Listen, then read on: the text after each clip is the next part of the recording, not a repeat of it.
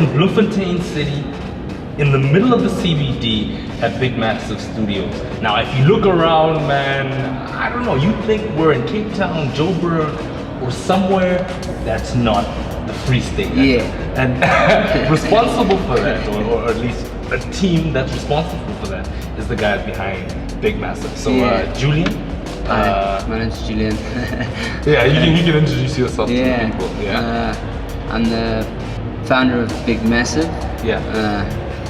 Only by God's good grace do we find spaces like this that we weren't expecting, and then we transform them through the least amount of, I suppose, material cost, so the cheapest possible way. Yeah. The only thing you have at your disposal is like a cheap ass can of paint and some time, and then we're trying to kind of use that to make the space function really well by means of art, by making art. Give us some background. How did you get here? Like what?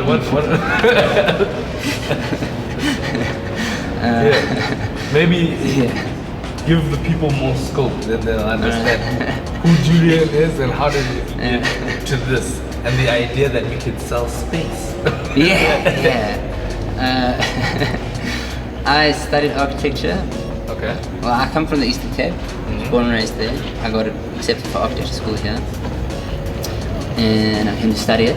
And in architecture school, most of the project that they have us do is to do hypothetical like interventions in the city. Yes. Like what we were tasked to do on a monthly basis for like 5 years, 7 years in my case, was go to. You see that there's a site on this corner and that corner. Knock it, like imaginary, knock it down and put something up there that you think would work commercially, that would be good for the space, to be wholesome for the space, you know, or whatever your concept would be. If it was to be commercially successful, how would you imagine that thing, you know?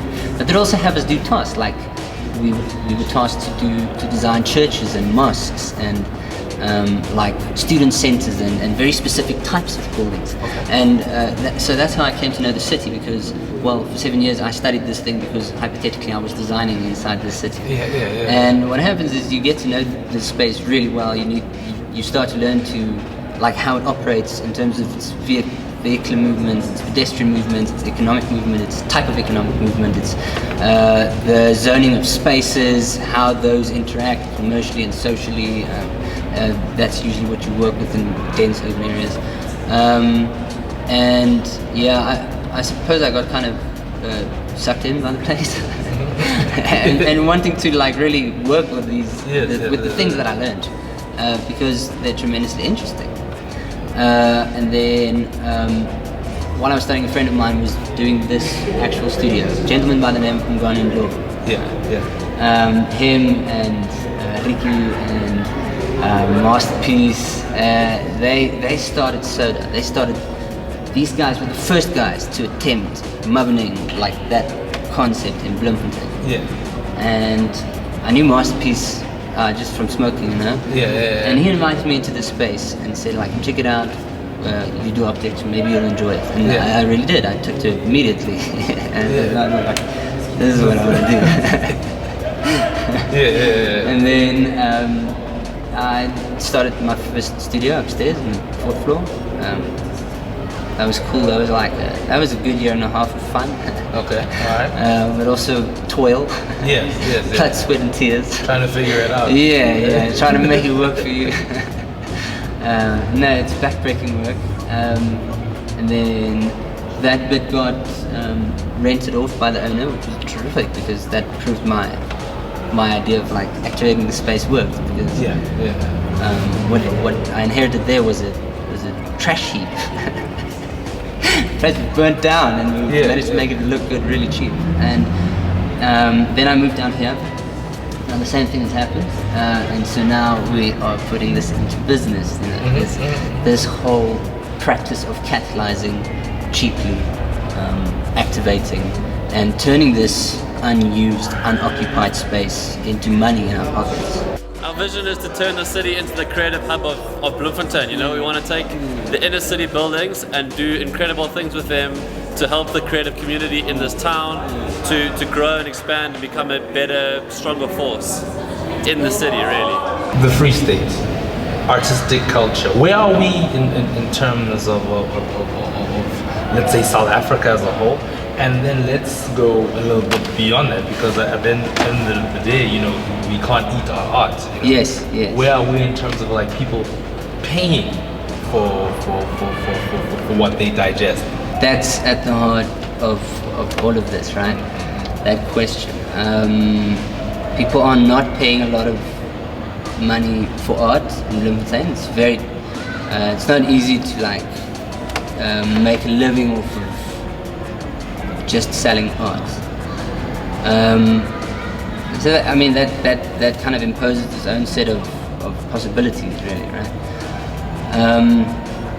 In terms of nationally, people like places like Cape Town and Joburg, they really sell. Cape Town sells to the commercial holiday people, you know, like a lot of those galleries are visited by people who are there on holiday, people who can afford to be there on holiday, like people from Europe, people from America, or whatever, because it's so cosmopolitan. A lot of the art sales are because of foreigners that have come and visited this place. So that means a very commercial, like economic landscape exists there. We as artists like to live here because we like, you know, we like being here, right? And we like to make art here. And so somehow between the comfort and that and being able to make your art, you need to want to make a living and make money off of that. And for that to be taken seriously, we need to develop a very specific cultural language within this city, in terms of architecture, in terms of art, in terms of the music that comes from here, in terms of the different type of festival that we can host here. We need to offer uniqueness, otherwise why come? I mean, we've seen the extent of that so far in the like economic apathy of this entire province. Yeah, we need to develop a stronger, unique voice, enough to basically call those two markets from either Cape Town or Joburg. All right. So I see you have different artists that have come in to work on the walls of the studio, to work on artwork in the studio. I mean, how did you meet them? Did you see their work first and say, man, I need you to come in, do some stuff here? Yeah. Or was it like, yo, Julian, I can do some stuff here? Yeah, man, that was the circle, yeah. He was persistent. I was like, he wants to come work for me. I said, shit, I can't pay you, sorry, man. And then he said, then we didn't talk for a while, and then he said, no, but can I still come and work then? I said, I can't pay you. No, it's fine. Just let me come work for me.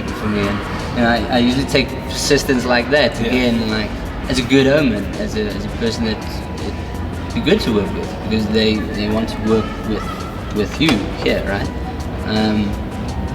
That's how that's how that happened. But I also have a studio assistant, Steven. He's been like, I've been paying him minimum wage for like several years now, and like he's really started. We started this whole thing all together. He helped with like the big paintings and the moving of scaffolding and shit like that. And so like I like to think that it engages with the space far more, just in terms of the stuff we do in the space, but also with how we interact with people at the end of the day.